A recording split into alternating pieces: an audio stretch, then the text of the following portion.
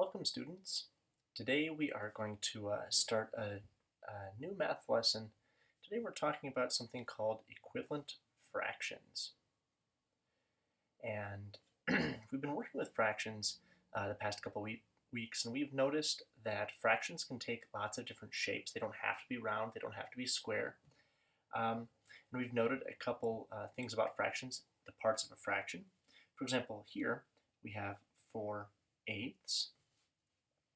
And we know that the numerator on top here tells us how many pieces we have, and the denominator on the bottom here tells us how many pieces altogether make a whole. It also tells us how big the pieces are. So those are the two parts of a fraction. We've been practicing that a lot. This week we're talking about equivalent fractions. So the first thing I would like you to do is to take just a couple notes. So make sure you've got a math notebook and an eraser and a pencil. So when we look at this word, equivalent fractions, are there any parts of this word that we recognize? Let's start with the first part of the word here. Equa. What do we know about the word equa? Does that remind you of any other words? It might remind you of the word equal. Equivalent means equal. I'm just going to make a little note of that here. And in your math notebook, I would like you to do the same thing.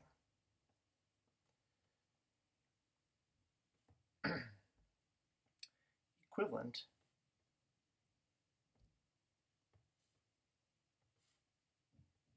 means equal. So in your math notebook, on the next clean page, we're going to record equivalent fractions on the top, and we're going to record equivalent means equal. Let's go ahead and just put a little note in there as well. Let's go ahead and draw this in your math notebook. Go ahead and pause if you need to.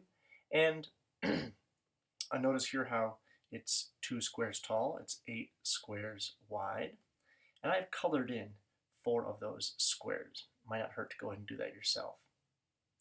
Now below that, I'm going to draw a rectangle that's the exact same size.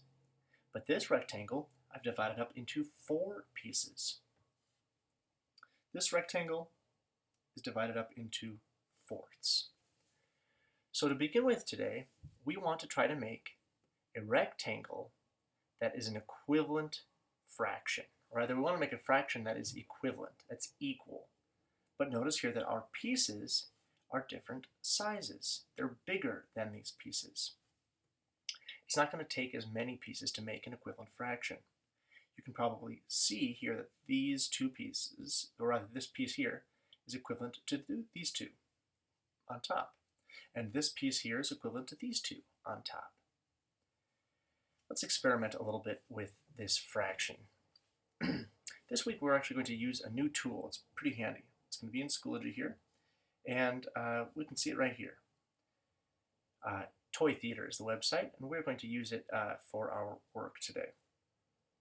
So with this tool, I can actually build fractions. And right down here, you'll actually notice that I've built a fraction. That's that pink bar there.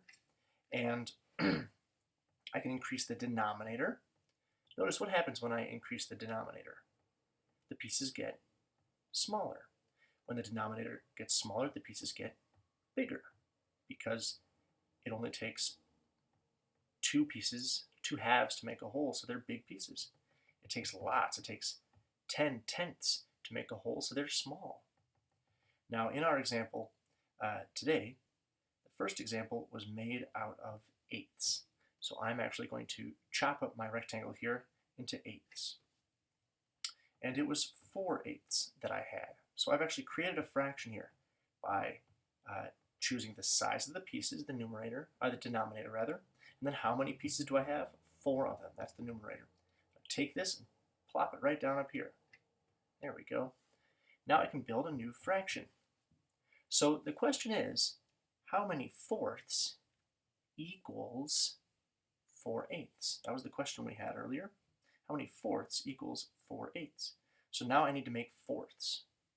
So if there are fourths, that means my denominator will be 4. 4 pieces to make a whole. There it is right there. So what I'm trying to do here is I'm trying to make a fraction that is equivalent, that's equal to my purple eighths up on top. So is it 4 fourths? No, that's a whole. Is it 3 fourths? Are those equal to each other? They are not. How about 2 fourths? Are those equal to each other? They are. So I used this tool to find an equivalent fraction. All right. I'm going to go back to my drawing here. I'm going to go ahead and illustrate that now. So I'm going to use, I'll use a different color. I'm going to fill in my 2 fourths. 1, 2. There we go. Try that again. 1, 2. All right.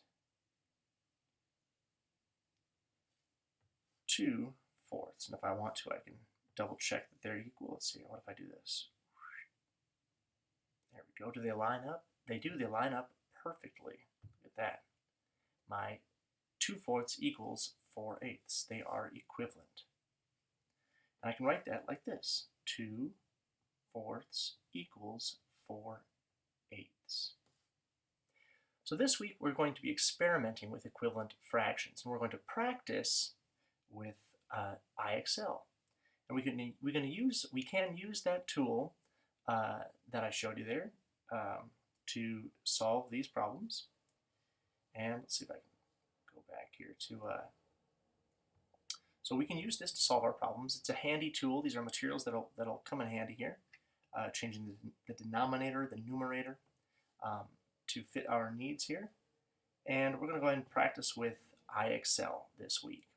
So here's the example. 2 fourths equals, or rather 4 eighths equals how many fourths?